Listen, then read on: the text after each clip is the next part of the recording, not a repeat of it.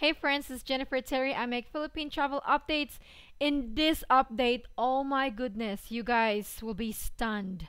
Mashock talaga kayo guys. There are so many changes and it's mostly bad news. If you are a Filipino, makinig po kayo. If you are Filipino wherever in the world, you are affected by the travel changes that we will talk about po. This was just announced tonight. Jennifer, where is your source of information? The information from the internet is very confusing. Which is real? I'll show you. So my information is based on here. The article of PTV. PTV is a government-owned media po. Government po may maari ng PTV po. So the information I'm sharing to you is directly coming from the government. The statement of the acting presidential spokesperson and IATF spokesperson, Carlo Nograles. And mawindang talaga kayo guys. Please, if you're a Filipino, foreigner, wherever you are in the world, you are affected. Let's start with red list countries. So yes, we were right. No, last night we talked about some countries may be added on red list, and some of those countries nga na-mention natin last night were indeed included. So this red list countries is effective November 28 until December 15. What countries na are included in red? So we already know 7 countries from South Africa, Botswana, Namibia, Zimbabwe, Lesotho, Eswatini, and Mozambique. And then, few countries from Europe po are now included in red. Listen up. Austria, Czech Republic, Hungary, the Netherlands, Switzerland, Belgium, and Italy. Oh no po. Yes po, Hi mga kababayan po natin, you are affected po. Kahit Filipino citizen po kayo, apektado po kayo kung if you are coming from any of these countries po. Ito mostly are Europe countries talaga ang nadagdag.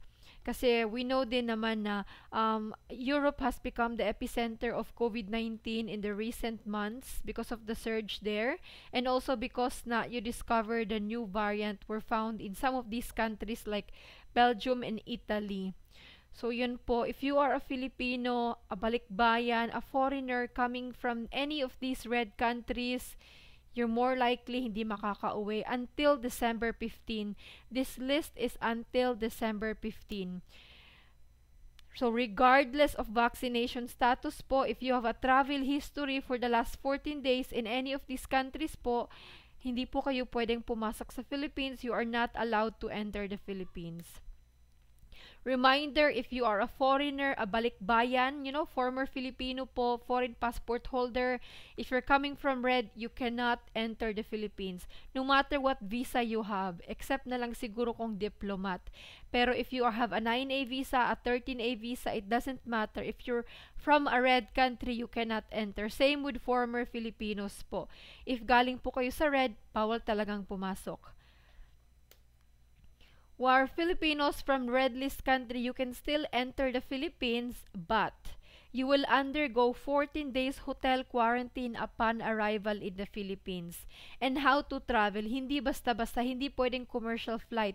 Kailangan government-initiated or non-government initiated repatriation or bayanihan flight yung sasakay yung eroplano. Hindi po basta-basta ang commercial flight. So, please coordinate with your airline po if you're traveling soon within December 15 if galing kayo sa red country. While those who are in transit po, if you are arriving before November 30 po, you're coming from a red country, pwede pa din po kayong makapasok. Okay, you can still enter if you're arriving before November 30, but you will undergo 14 days hotel quarantine with 7-day testing. Regardless of vaccination status, with a negative test result, it doesn't matter. If you're coming from a red country before November 30 po, 14 days hotel quarantine. There's more po, there's more. While those who are in quarantine now po, if you arrive before November 8, galing kayo sa red country, you shall complete your respective testing and quarantine protocols. And this is the big news. No more green list. No more zero quarantine. Kahit saang country kayo galing, yung mga kababayan natin sa Saudi, UAE, yan po, oh no po. There is no more green list. Wala na pong green list. And Hong Kong is classified as a yellow country. All countries na po ay yellow. If it's not red, it's automatically yellow. Effective November 28 po ito agad-agad. No more green list po. The IATF approved because IATF had their emergency meeting ngayong gabi lang, guys, and they approved the temporary suspension of testing and quarantine protocols for green list country effective immediately hanggang December 15.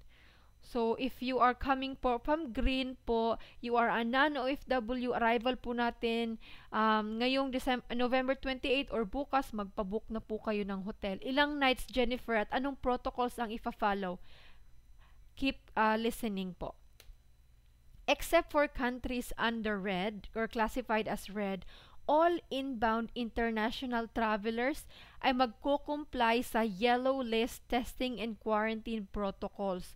So, dalawang classification na lang po, red and yellow. Wala na pong green list. Wala na pong green list. Effective agad-agad ngayong gabi po, November 28. So, anong protocol ang susundin? Yellow list. So, meron pa rin quarantine kahit vaccinated, kahit pa may negative test result. We will all follow yellow list kung hindi ka red. So, protocol, if unvaccinated po, 7-day testing, and then 8 days quarantine sa hotel. So, magkailangan nyo po magbabook ng 7 nights. Sa mga kababayans natin in the US, in Canada, no change. Travelers from Australia, New Zealand, no change kasi you've always been in yellow. This is particular big change for those coming from green list. Those who were expecting na zero na quarantine na sana. Sorry po, pero hindi na po, wala na pong green list. Starting effective November 28, ngayong gabi po. So, yun nga, ipa-follow na if you're unvaccinated, 8 days quarantine na po.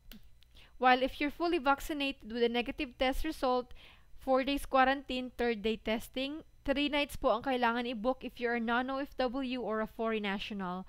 While if you're fully vaccinated, 6 days quarantine po, 5th day testing, 5 nights yung booking sa hotel if you are a non-OFW, balikbayan, or foreign national. Optional lang po yung negative test result. If wala, edi 6 days quarantine. On the other hand, those na nanggaling po sa green list country who arrived before November 28, so yung mga nasa LGU, nasa final destination, wala nang problema.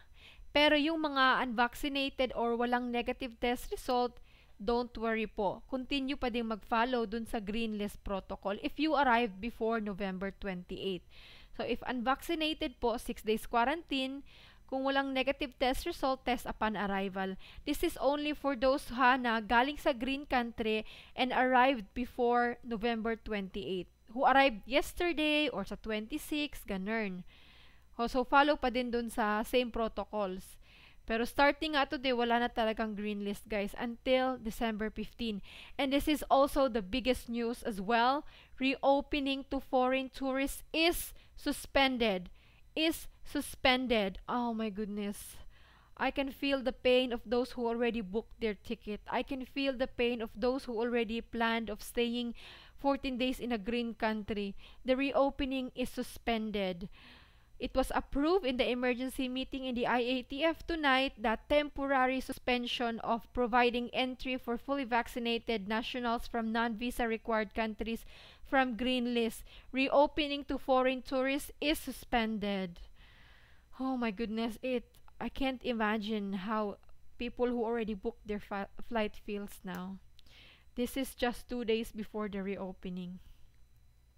So really, as we talked about yesterday, this new variant changed the whole travel protocols in the Philippines po. This Omicron variant, as we can see that many countries talaga made such swift travel bans, travel restrictions here and there. And for those who are affected, I feel so sorry po, and I'm hoping that wherever you are right now, na okay po kayo, and hindi po talaga, meron pa kayong mastayan at meron pa kayong pera. I'm sa mga kababayan po natin sa red list country, especially sa Europe, coordinate po tayo sa embassy. As more people ang mag-coordinate sa embassy, there are more chances na magkaroon ng repatriation or bayanihan flight. But again, guys, in summary, red list countries, itong Europe countries, effective immediately. Pwede pa kayong mag-arrive before November 30. Austria, Czech Republic, Hungary, the Netherlands, Switzerland, Belgium, and Italy. How about Faroe Islands? Yeah, Faroe Islands po until November 30 lang. So, December 1 pwede na makapasok. Pero the Netherlands has retained their classification of under red talaga. So, this red list is until December 15. And second, no more green list. Wala na pong green list. Wala nang green list. UAE, Saudi, Japan, Indonesia, India, wala na pong green list. All countries that are not red will be automatically yellow. And then the reopening for foreign tourists is suspended.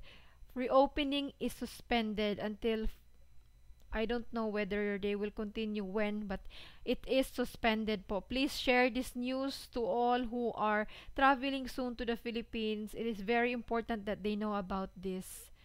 And balikbayans, remember, if you're coming from red, bawal talagang pumasok. If you arrive before November 30. If you arrive after November 30, sorry. Kung mag-arrive kayo, November 29 pwede pa. Pero pag November 30, after November 30, hindi na talaga. So this is all, guys. I know you are shocked. It really sucks. For those po with transit sa mga red countries, for example, you have a transit in Switzerland, pero coming from a yellow country, it's okay po. Basta transit lang, you are not affected by the travel restriction. Same pa din yung protocols, pang yellow country pa din, and you can still enter the Philippines as long as you stay inside the airport. Huwag ka nang magpa-clear sa immigration. So this is all the update, guys. If you have any questions, comment down below, and please share it to anyone who will be traveling soon. God bless you, and prayers for those who are affected by the travel changes. God bless you po, and stay safe. Bye.